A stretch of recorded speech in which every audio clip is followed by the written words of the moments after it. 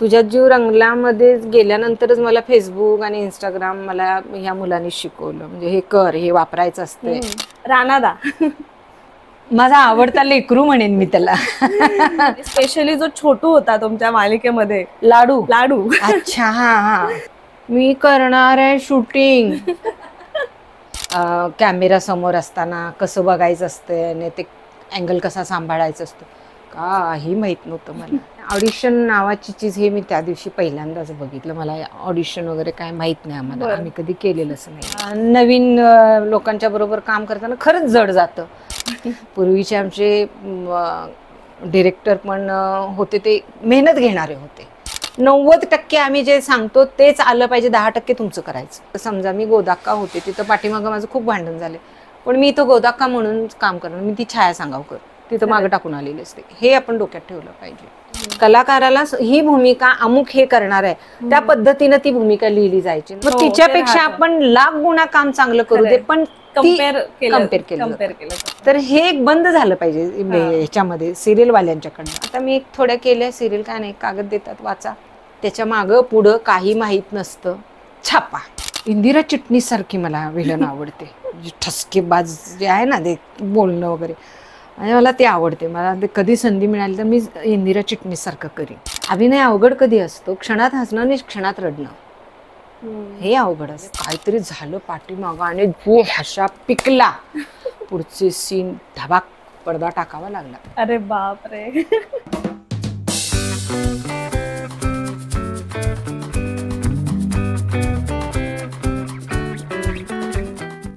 नमस्कार, माझं नाव रामेश्वरी आहेर. युवांगणमध्ये आपल्या सगळ्यांचं खूप स्वागत. तर आज आपल्यासोबत आहे खास गेस्ट आपल्या, आणि यांनी खरं तर जुन्या अनेक चित्रपटांमध्ये काम केलेलं आहे आणि मराठी चित्रपटसृष्टीमध्ये एक आपलं वेगळं स्थान निर्माण केलेलं आहे. पण आपल्या यूथसाठी त्या आहेत गोदाक्का. तर चला मंडळी, स्वागत करूया अभिनेत्री छाया सांगावकर यांचं. नमस्कार. नमस्कार मॅम, तुमचं युवांगणमध्ये खूप स्वागत. आणि तुम्ही कशा आहात? मस्त. तर माझा पहिला प्रश्न असा असेल की एकतर आपलं हे चॅनल आहे ते यूथ साठी आहे, युवांगण ह्या नावावरूनच आपल्याला समजत असेल. तर माझा पहिला प्रश्न असा आहे की आम्ही तुम्हाला गोदाक्का म्हणूनच जास्त ओळखतो, ठीक आहे. तर ह्या मालिकेची तुमची खास आठवण काय आहे? आणि स्पेशली जो छोटू होता तुमच्या मालिकेमध्ये, लाडू. लाडू. अच्छा, हा हा. तो सगळ्यांच्या आवडीचाच होता, तर काय सांगाल? बरं झालं त्या लाडूच्या बद्दल विचारलं तर. मी त्याची एक आठवण सांगते. छोटा त्यावेळेला तो म्हणजे अगदी मला वाटतं साडेतीन वर्षाचा असेल, म्हणजे अगदी नवीन आला. म्हणजे मुलाचं कौतुक करण्यासारखं आहे. दहीहंडी जी असते त्याचा सीन होता, आणि तो होता रात्री, कारण दिवसभर आम्हाला ते चौकामध्ये करता येणार नव्हतं, ये जा खेडा असल्यामुळं. तर रात्री ठेवलेले, तो सीन रात्री ठेवलेला, आणि आम्ही सगळे होतो. आणि त्याला जरासं बरं नव्हतं, म्हणजे सर्दी खोकला वगैरे असं झालेलं त्याला, आणि त्याला गरम पाणीच प्यायचं होतं. आणि रात्रीचे 2 वाजले होते, आणि त्याचे वडील म्हणजे आईचे वडील, आजोबा, ते असायचे बरोबर. आणि त्याला तहान लागली, आणि हंडी फोडायचं तर अजून होतं शिल्लक, आणि त्या आजोबांनी बघितलंच नाही ते पाणी किती गरम आहे ते. ती ह्याची बॉटल असते ना, थर्मास, उघडल्याने दिलं डायरेक्ट प्यायला. का त्याचं तोंड भाजलं, सगळं कडक होतं पाणी. हा हा हा करायला लागला, आणि आम्ही सगळे म्हणजे त्या आजोबांना ओरडलो, तुम्हाला कळत नाही काय? नाही म्हणाले, मी बघितलं नाही एवढं गरम असेल म्हणून. आणि ते पण घाबरले, सगळं तोंड लाल झालं सगळं आतनं त्याचं. आता म्हटलं शूटिंग नाही होणार, पण त्याचं एवढं तोंड भाजलंय म्हटल्यानंतर. मग तसंच रात्री डॉक्टरकडं पळवलं, दवा औषध वगैरे आणलं. मी करणार आहे शूटिंग. म्हटलं लाडू, तोंड नाही, मी करणार शूटिंग. अरे वा. म्हणजे इतका लहान मूल, ते दुसरं कोण असतं तर रडलं असतं केलं.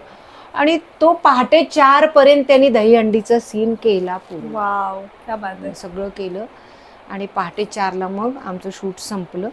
मग त्यांचे वडील इथंच राहतात, ITIच्या तिकडे. मला म्हणाले, ताई तुम्हाला पण सोडतो मी. म्हटलं बरं. गाडीत बसलो राहील, ताप फुल्ल भरलेला पोराला. म्हटलं काका ह्याला उद्या म्हटलं किती काही होऊ दे, उद्या शूटिंगला आणू नका म्हटलं. नाही म्हणाले, सांगितले सरांनी पण उद्या नाही आणत. म्हणजे एक त्या मुलाचं कौतुक करण्यासारखं. कारण तो सगळ्यांच्याच आवडीचा झाला, आवडीचा म्हणजे पहिला दिवस त्याचा असा होता, आम्हाला काहीच माहित नाही तो काम करणार आहे वगैरे. आम्ही सगळे असे बसलेलो, तो असा ऍक्शन मध्ये उभं राहून सेल्फी वगैरे घ्यायचा, हसायचा गोडती अगदी. आम्ही म्हणायचं काय मुलगा म्हणजे आता. आणि ते सगळी राणासारखे कपडे शिवून घेतलेले त्यानं, ते राणासारखं सगळं, ते गदा गळ्यात आणि ते. आणि त्याला घेतलं आणि त्याला 1-2 सीनसाठी म्हणतात तो फर्मात आला एकदम. मग तो सेटवर सगळ्यांचा लाडका झाला, सगळ्यांचा लाडका झालेला, नंतर अख्ख्या महाराष्ट्राचा लाडका झाला. आणि म्हणजे खरंच त्या मुलाने जीव तोडून काम केलं. म्हणजे कौतुक करण्यासारखं आहे. मोठे तर करतातच, पण लहान मुलांनी इतकं करायचं म्हणजे चेष्टा नाहीये. खरंच त्याचं काम कमाल होतं. तर ही मालिका आणि हे कॅरेक्टर तुमच्यापर्यंत कसं आलं आणि तुम्हाला या भूमिकेसाठी किती तयारी करावी लागलेली?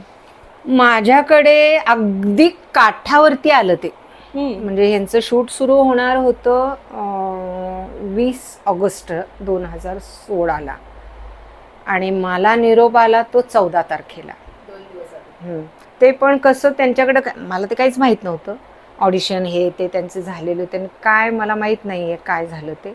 अचानक 14 तारखेला मला आपल्या कोल्हापुरातलेच होते डिरेक्टर अजय कुरणे म्हणून, त्याचा फोन आला मला आणि छायाताई 2 मिनिटासाठी या.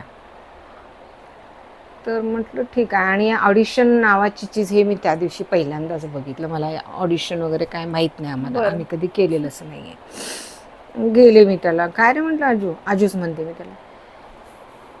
तर छायाताई असं असं आहे आणि भूमिका आहे. तर ठीक आहे, आणि तुम्हाला केस पांढरे करावे लागतील. मी म्हटलं मला जर भूमिका चांगली मिळत असेल तर मी म्हटलं 200 वर्षाची म्हातारी पण करायला तयार आहे. काम महत्वाचं आहे ते तुमचं. आता कितीतरी हिरोईननी म्हातारींची, त्याच काय अडचण नाही. मग जरासं म्हटलं हे मला काय तुमचं ऑडिशन वगैरे नाही, साधा असंच बोला म्हटला 2 ओळी. अशीच बोलली मी उभे राहून. ते त्यांनी पाठवलं लगेच, ते मान्य केलं त्यांनी. आणि मला म्हटलं अजय छायाताई 16 तारखेला आपण मुंबईला निघायचं वर्कशॉपसाठी. हां आता 14, उद्या 16. म्हटलं आम्ही आहे, चला म्हटलं. बरं म्हटलं. मग आम्ही गेलो 16 तारखेला. मग वर्कशॉप झालं. तिथून आम्ही परत 18 तारखेला निघालो, सकाळी आलो इथं 19 तारखेला. 20 तारखेला शूट सुरू झालं. अरे वा, क्या बात आहे. अगदी काठावर मी गेली तिथं. तुम्हाला किती तयारी करावी लागली त्या भूमिकेसाठी? काय म्हणजे असं ते कॅरेक्टर असं होतं अगदी प्रेमळ असं? नाही, मला थोडीशी भूमिका समजावून सांगितल्यामुळे माझ्या डोक्यात आलं आणि मला फार वेळ लागत नाही समजून घ्यायला. कळलं मला काय करायचं आहे ते. आणि 1-2 दिवसात म्हणजे ते लगेच होतं, आपल्याला होऊन जातं ते. कारण ते कॅरेक्टर अगदी महाराष्ट्रात आणि प्रत्येक घराघरात ते नाही. आणि डिरेक्टर असतात, सांगतातच आपल्याला ते की ह्या पद्धतीचं आहे, या पद्धतीचं. आणि आम्हाला निरंजन पत्की थोडे दिवसासाठी होते, नंतर अनिकेत साने आले. ते खूप खूप चांगले डिरेक्टर आहेत. सिरियल लाईन मधला माझा आवडता डिरेक्टर म्हटलं तर अनिकेत साने. खूप अगदी बारकावे, काय पाहिजे काय नाही, अगदी असे चुटकीसर. आणि कसं व्हायचं विशेष म्हणजे आमच्या तयारीला म्हणजे एक हे होतं सीन. आता आम्ही सकाळी जे आम्ही जमायचो ना कॉल टाईमला, गेलो की सगळ्यांना 1 अर्धा तास त्यांनी आम्हाला बसवून घ्यायचे अनिकेत साने सर, आणि सगळे सीन वाचून घ्यायचे. अरे काय जेवढे सीन आम्ही करणार ना, पेपरवर खूप सुंदर होतं, वाचून घ्यायचे. आणि प्रत्येकाला हाय असा असा एवढं सांगितलं की दिवसभर मग आम्हाला काय सांगायला लागायचं नाही, होऊन जायचं ते. ही एक पद्धत होती त्यांची, त्यामुळे आम्हाला सोपं जायचं. मॅम, तुम्ही आता इतकी वर्ष या क्षेत्रात काम करताय, तर म्हणजे जुन्या चित्रपटांमध्ये तुम्ही खूप भूमिका केलेल्या आहे, तर एखादी आतापर्यंत तुमच्या स्मरणात राहिलेली एखादी काही खास आठवण आहे का? एक शाब्बास सुनबाईचा किस्सा लक्षात आहे, भालजी पेंढारकरांच्या बद्दल. त्याच्यानंतर माझ्या पहिल्या चित्रपटाचंच म्हणजे सांगायला आवडेल मला. म्हणजे अभिनय कसे खातात किंवा कसा करतात, कॅमेरा समोर असताना कसं बघायचं असतं आणि ते अँगल कसा सांभाळायचा असतो काही माहीत नव्हतं मला. मला ते समोरून सांगायचे असं. आणि एक कॅमेरामन खूप चांगले होते ते, काहीतरी कुमार असं नाव होतं त्यांचं, मला आता त्यांचं आडनाव पण ते समजावून सांगायचे. डिरेक्टर चांगले होते. पण गाणं जेव्हा आलं त्यावेळेला मला माहीत नव्हतं की गाण्याचे ते मला काही शब्द होते, झणीवा कृपाळू असे काहीतरी. मग ते मला काहीच कळायचे नाही. ते काय झणीवा कृपाळू काय, कारण कशाचा अभ्यासच नाही. मग त्यांनी सांगितलं मला हे सगळे शंकर महादेवांच्या बद्दलचे आहेत शब्द. एकच काम कर, महादेवाची तू पूजा करतेस आणि मी तुला दाखव. आणि त्यांनी समोर बसून ते त्या अर्थाप्रमाणे असं सगळं करून दाखवायचे आणि मग मी तो अभिनय करायचे आणि ते गाणं असं शूट झालं माझं. म्हणजे मला कळतच नव्हतं तर मी करणार काय. आणि एकतर मराठी भाषा पण माझी अशी नव्हती की मला ते लगेच. आता मला कुणीही विचारावं या शब्दाचा अर्थ काय, मी पटकन सांगते ह्या शब्दाचा अर्थ असा. म्हणजे एवढा माझं ते मराठीमध्ये आता माझं चांगलंच बसतान बसले. क्या बात आहे. मॅम तुम्ही आता ह्या क्षेत्रामध्ये आहातच, पण या क्षेत्रामध्ये नवीन तरुण तरुणी येऊ पाहतायत. खरं तर त्यांचा बघण्याचा दृष्टिकोन असा आहे की आपल्याला ग्लॅमर किंवा इन्स्टंट प्रसिद्धी मिळते वगैरे अशा दृष्टीने खरं तर पाहिलं जातं. ट्रेंडच बदललाय सगळं. आमच्या वेळेची सगळी गोष्ट वेगळी. तर थोडं आम्हाला जड जातं हे नवीन लोकांच्या बरोबर काम करताना. खरंच जड जातं, कारण ते काही गोष्टी आमच्या तत्वाला न पटणाऱ्या असतात. पण आता बोलू शकत नाही, ते त्यांचं जग आहे, त्यांचं ट्रेंड आहे. आणि कसं चला तुमच्याप्रमाणे तुम्ही जा, आमच्याप्रमाणे आम्ही जातो असं झालंय आता. त्यांना काय म्हणजे सांगण्यात काही परमार्थ नाहीये, कारण आम्ही सांगितलं तर म्हणा काय सांगते असं होतं.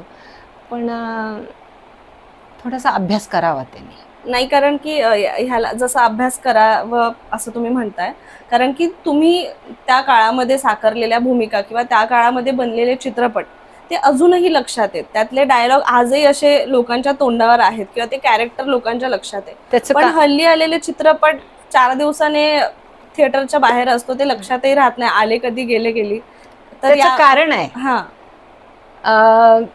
एखादं भांड असतं त्याला घासून घासून घासून जे पॉलिश केलं जातं, तसं आम्ही ते पॉलिश केलेलं भांड आहे. पूर्वीचे आमचे डिरेक्टर पण होते, ते मेहनत घेणारे होते.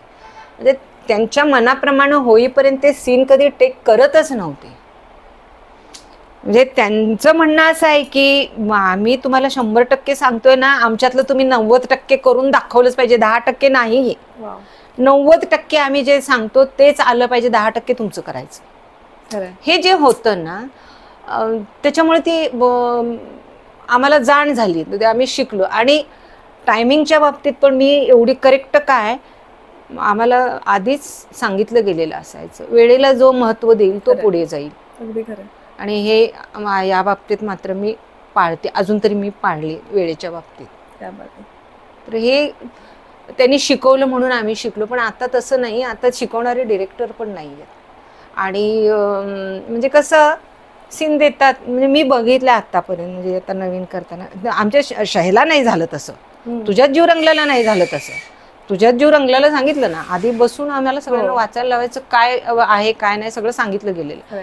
आता मी थोड्या केल्या सिरियल, काय नाही, कागद देतात वाचा, त्याच्या मागं पुढं काही माहीत नसतं, जायचं सीन करायचा आहे. मग आमचं पण असं झालेलं आहे, छापा छापताय तर छापा, आता काय बोलणार ना, पण पटत नसतं इथून. तर असं होतं ते आत्ताच्या पिढीला. म्हणजे मला जरासं ते खटकतं. डायरेक्टरनी पण सांगायला पाहिजे व्यवस्थित, कलाकारांनी पण ते ऐकायला पाहिजे. बरोबर.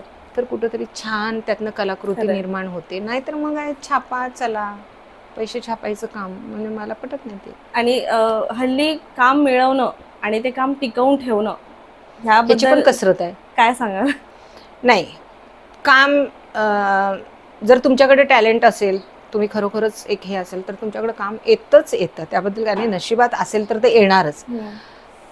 त्या कामाशी प्रामाणिक राहून तुम्ही काम करायचं. त्या कामाच्या वेळेला भले तुमचे काही वाद होत, काही हे होऊ दे, भांडण होऊ दे, काही होऊ दे, पण ज्या वेळेला कॅमेरा समोर जाताना हे सगळं पाठीमागं टाकायचं. तिथं नाही लक्षात ठेवायचं की मी हे झालं आणि ते झालं. तिथं फक्त जी भूमिका असेल, आता उदाहरणार्थ समजा मी गोदाक्का होते, तिथं पाठीमागं माझं खूप भांडण झाले, पण मी इथं गोदाक्का म्हणून काम करणार, मी ती छाया सांगावकर तिथं मागं टाकून आलेली असते. हे आपण डोक्यात ठेवलं पाहिजे. नक्कीच. आणि हल्ली कसं सोशल मीडियाचा सगळा जमाना आलाय. हां, तर सोशल मीडियावर किती फॉलोअर्स आहेत एखाद्याला किंवा त्याचे जास्त व्ह्यूज आहे, तर अशा अनेक आपण उदाहरणं पाहिली आहेत की लोक सिलेक्ट केले जातात आणि मालिकांमध्ये त्यांना काम मिळतं किंवा काय. तर ह्या गोष्टीकडे तुम्ही कसं बघता? कारण पूर्वी कसं ऑडिशन देऊन हजारो ऑडिशन देणं, रिजेक्शन ह्या गोष्टीला फेस केलं जात होतं, पण हल्ली ते कुठेतरी राहिलं नाही असं आता वाटतं. खूपच म्हणजे माझ्याकडे शब्दच नाही या बाबतीत बोलायला, खरंच सांगते मी. आम्हाला नाही पूर्वी म्हणजे नंतर हे झालं, पण पूर्वी कलाकाराला समोर ठेवून कथा लिहिली जायची. मी ऐकलेले त्यांच्या तोंडून, कलाकाराला ही भूमिका अमुक हे करणार आहे, त्या पद्धतीनं ती भूमिका लिहिली जायची. नंतर मग थोडासा काळ बदलला, मग तुम्हाला कुठे नाटक, आम्हाला आता मला तरी नाटकाच्या स्टेजवर बघूनच ती भूमिका मिळाली की त्यांना जशी मुलगी हवी होती तशी ती आहे म्हणून. म्हणजे असं व्हायचं. आता तसं नाहीये. ऑडिशनला बोलवतात, एक जवळजवळ 1000 येतात ऑडिशन द्यायला, त्यातनं ते सिलेक्ट केलं जातंय. काही वेळेला चुकीचे सिलेक्ट होतात, नाही पटत, त्या भूमिकेला साजेसे नसतातच ते. काय बोलणार, काहीच बोलू शकत नाही. चला ठीक आहे. आणि आता बरंचसं चॅनलच्याच मर्जीवर असतात, आता काय डिरेक्टर आणि ह्यांच्या मर्जीवर नाही. चॅनल कोणाला सिलेक्ट करेल ते करेल. आणि आता एक म्हणजे मला हे पण पटत नाही, रिप्लेसमेंट घेतात. पण ते रिप्लेसमेंट करायला मजा, मी केलं रिप्लेसमेंट, माझ्या मनाला कधी पटलीच नाही ती भूमिका. म्हणजे उगाच जाऊ दे असू दे म्हणून केलं मी, पण रिप्लेसमेंट करायला मजा नाही येत. कारण एक पहिला जो कलाकार करून जातो ना, एक तर ते डोक्यात असतं लोकांच्या की मग तिच्यापेक्षा आपण लाख गुणा काम चांगलं करू दे, पण कम्पेअर केलं. तर हे एक बंद झालं पाहिजे ह्याच्यामध्ये सिरियल वाल्यांच्याकडनं. रिप्लेसमेंट ठेवू नका. जे आहे कलाकार त्यालाच तुम्ही कंटिन्यू करा ना. ही एक पद्धत झाली आता की जरा काय झालं की चला निघा, रिप्लेसमेंट आणा. काय अर्थ आहे? हल्लीच्या ज्या मालिका येत आहेत तर त्यांचा कंटेंट किंवा जॉनर हा खूप म्हणजे त्यात खरं तर असं काहीतरी घ्यावं असं खूप कमी मालिका आहेत. तर त्या कुठेतरी बदलला गेला पाहिजे त्याचा कंटेंट, असं वाटतं का? आधी होत्या चांगल्या मालिका. म्हणजे आधी कसं एखादी मालिका किंवा टीव्हीवरचा कार्यक्रम कुटुंब एकत्र बसून. आता सांगू का, ह्या 4 वर्षात तर मी मालिकाच बघत नाही, खरंच सांगते. कारण रट्टा तेच आम्ही पण म्हणजे दुसऱ्यांच्याच अशा नाही, आम्ही पण जेव्हा काम करत असतो ना त्यावेळेला काही वेळेला आम्हाला पण असं होतं की तेच डायलॉग येतात. अरे काहीतरी बदलून पाहिजे. आम्ही पण कंटाळतो, पण काही इलाजच नाहीये, चाललेलं आहे. मी म्हणते ना की आता म्हणजे जे आम्ही सांगू शकतो ते नाही बोलू शकत. मग चला छापताय छापा. मग आता काय, आम्ही नाही मिळेल तर तुम्ही मिळवणार आहात तिथं, तुम्ही मिळवणार तर आम्ही पण मिळवून घेतो. आता अशी वृत्ती झालेली आहे. हे थोडस चला. ओके.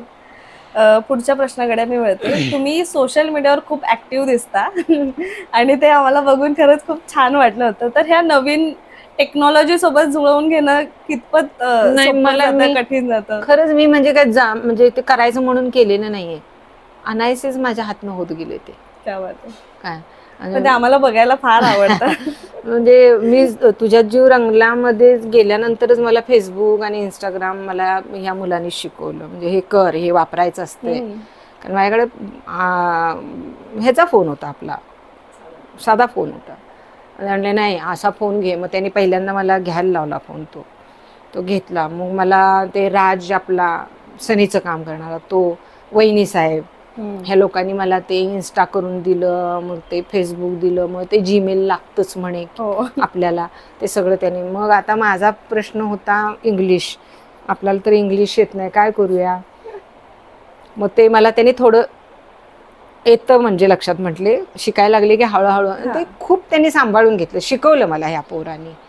मग हळूहळू मी फोटो पोस्ट करायला लागले, काही असे हे. मग ते मला त्याच्यातनं चांगले म्हणजे व्ह्यूज मिळायला लागले. म्हटलं हे चांगलं आहे, पेपरवाल्यांच्या मागे लागायची गरज नाही आपल्याला, हे आपलंच माध्यम आहे, आपल्याला कशाला पेपरवाले पाहिजेत. मग ते हळूहळू मग ते फोटो नंतर मग गेल्या वर्षापासून जरा असं माझ्या डोक्यात असं आलं की आपण ह्या आठवणी जागृत करूया म्हणून ते सुरू केलं. पण आता 3-4 महिने झालं मला त्याच्यामध्ये काय डोकं घालायला मिळेना झाले. कारण ते कसं आहे, जरी आपण लिहित असलो तरी ते सगळ्या गोष्टी आठवून लिहायला पाहिजेत.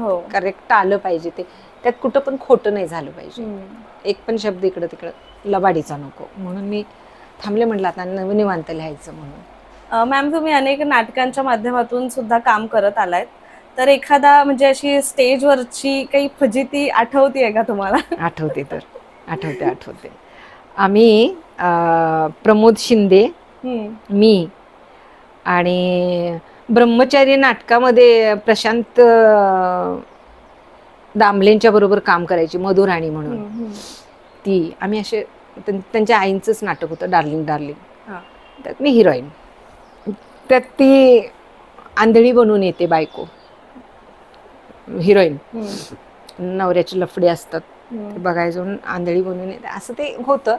आणि नाटकाच्या एंडचा सीन होता आणि ओपन शूटिंग हे नाटक होतं आमचं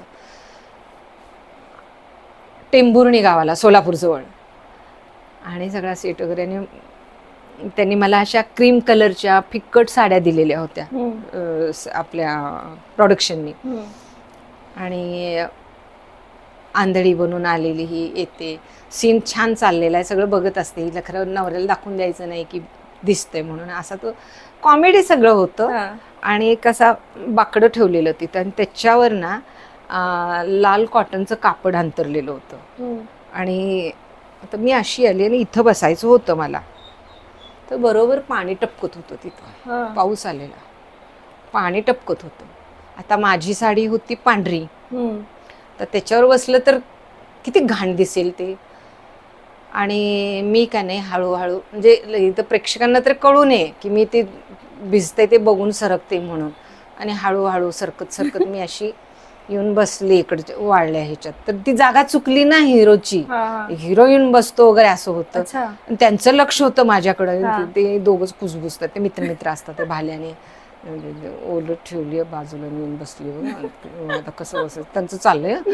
आणि मला असं मी हसू दाबलेलं काय, आणि काय हशा पिकला मला माहित नाहीये, काहीतरी झालं पाठीमागं आणि जो हशा पिकला, पुढचे सीन धबाक पडदा टाकावा लागला. अरे बापरे. जवळजवळ 10 मिनिटाचं नाटक होतं पुढं.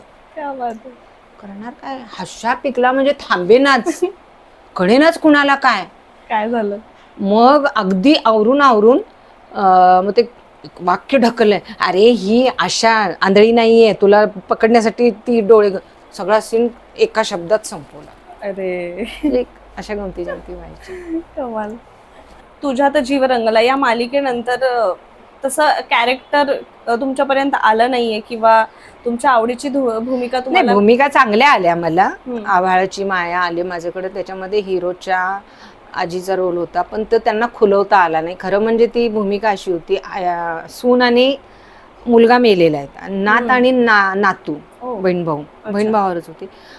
त्यांना ती खुलवता आली नाही स्टोरी. आता आजी म्हटल्यानंतर तिला एक तर मुलगा आणि सून गेलेले आहेत, आणि ती एक मुलगी आणि मुलग्याचं जावई, म्हणजे ते विलनच असतो.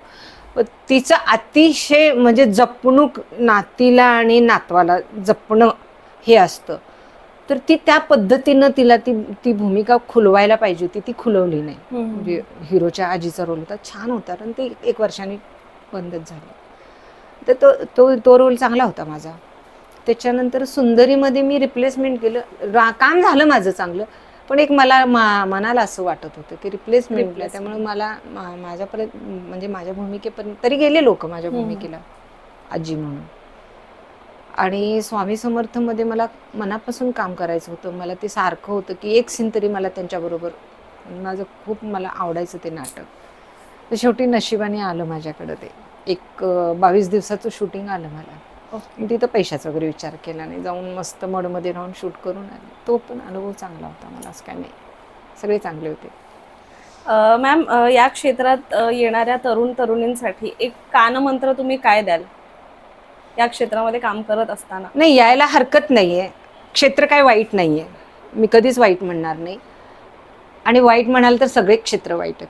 कुठं सुरक्षित आहे? हो हो, कुठेच सुरक्षित नाही. फक्त आपल्या वागण्यावर अवलंबून आहे. तुम्ही या, तुमच्यामध्ये क्षमता असेल दाखवा, पण त्याचा गर्व करू नका. गर्व करू नका किंवा एखादी सिरियल मिळाली म्हणून लगेच आकाशाला भिडू नका. जमिनीवर राहा. जेवढं जमिनीवर राहाल तेवढा तुमचा फायदा होतो, तेवढं लोक तुमचा आदर करतात. हाच माझा कानमंत्र. एक वेगळा प्रश्न विचारेल, जर एखादा बदल करायचा असेल या क्षेत्राचा, आता तुम्ही या मनोरंजन क्षेत्रात आहात, एखादा जर बदल करायचा असेल तर तो काय बदल तुम्ही कराल जर तुम्हाला संधी मिळाली तर? नाही, मी त्यात नाही पडणार. कारण ते तरी सुद्धा खूप मतांची भिन्नता एवढी आहे की ती मी हा, तर त्याबद्दल नाही, ते त्यांनी ते करतील. मला त्यात नाहीच पडायचं. आपण काहीतरी बोलायला जायचं आणि त्याचा वेगळा अर्थ निघतो. त्यामुळं राम राम. ओके, आहे आपल्याकडे आलेलं काम प्रामाणिकपणे छान करायचं. आवडलं लोकांना धन्यवाद म्हणायचं, नाही आवडलं सुधारणा करायची. एवढं आहे बघ माझ्याकडे. पण आता म्हणजे अनेक आम्ही या क्षेत्रातल्या अनेक लोकांना भेटलेलं आहे, पण तुमची जी पिढी आहे किंवा त्या काळातली जी लोक आहेत ती खरंच खूप अशी डाऊन टू अर्थ आहेत आणि खूप कमाल वाटतं तुम्हाला सगळ्यांना भेटूनच आणि खूप छान अनुभव मिळतो. म्हणूनच ती मोठी झाली ना. खरं, ते त्यांनी जी शिकवण, आता त्यांची शिकवण आहे आम्हाला, म्हणून आम्ही इथंपर्यंत. पण ते मोठे झाले ते ह्याच त्यांच्या वागणुकीवर झाले ना. खरं, हे मी शिकले, असंच इतर लोकांनी पण शिकावं म्हणते मी. नक्कीच. एक छोटासा गेम खेळूया आपण. मी एक शब्द सांगेल, तर तो शब्द ऐकल्यावर तुमच्या पटकन डोक्यात काय येतं ते तुम्ही सांगायचंय. ओके, तर तुमचा पहिला चित्रपट? सोयरी. हा. तुमची फेवरेट अभिनेत्री? मराठीतली जयश्री गडकर, सुलोचना, आणि हिंदी मधील मीना कुमारी, वैजंतीमाला आणि वहीदा रहमान. फेवरेट अभिनेता? दिलीप कुमार. फेवरेट को स्टार? मराठीतला अशोक शिंदे. ओके. हिंदीमध्ये काय मी अजून कोणाचा अनुभव घेतलेला नाहीये. ठीक आहे. राणादा? माझा आवडता लेकरू म्हणेन मी त्याला. आपल्या पाठक बाई. खूपच चांगली मुलगी. क्या बात आहे. तुमचा एखादा असा आवडता पदार्थ जो तुम्ही रोज खाऊ शकता किंवा एखादी डिश? गुलाबजामुन. अरे वा, रोज? मला गोड, पण मी सांगते, मी सगळे पदार्थ मला खूप मी जेवढं करेला खाते, काय म्हणतात त्याला, कारलं. जेवढं गोड आवडतं तेवढंच कडू पण आवडतं, तेवढंच आंबट पण आवडतं, आणि तिखट झणझणीत पण तेवढंच आवडतं. कोल्हापुरी मला तिखट मात्र लागतं. मी किती पण गोड खाऊ दे, पण मला. आणि जेवणाच्या बाबतीत जर म्हणाल तर मला तेल, कांदा, चटणी, भाकरी अतिशय आवडतं. क्या बात आहे. सगळ्यात भारी, बाकीचं सगळं नंतर. नक्की, ते एक नंबरच आहे. कधीही एक नंबर. तेल, कांदा, चटणी, भाकरी. ओके.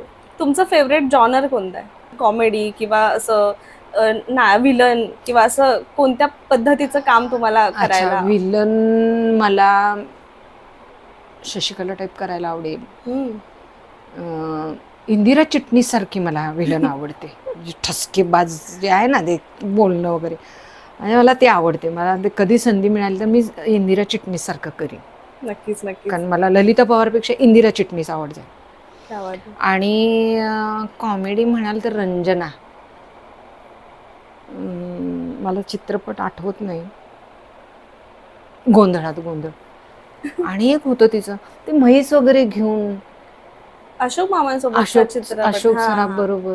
रंजना. एक गाणं पण त्यांचं हल्ली खूप, ते गाण्याचं एक सीन हल्ली खूप व्हायरल होतं. तिनं जे ती कॉमेडी केली ना, सलाम आहे त्या बाईला. खरंच.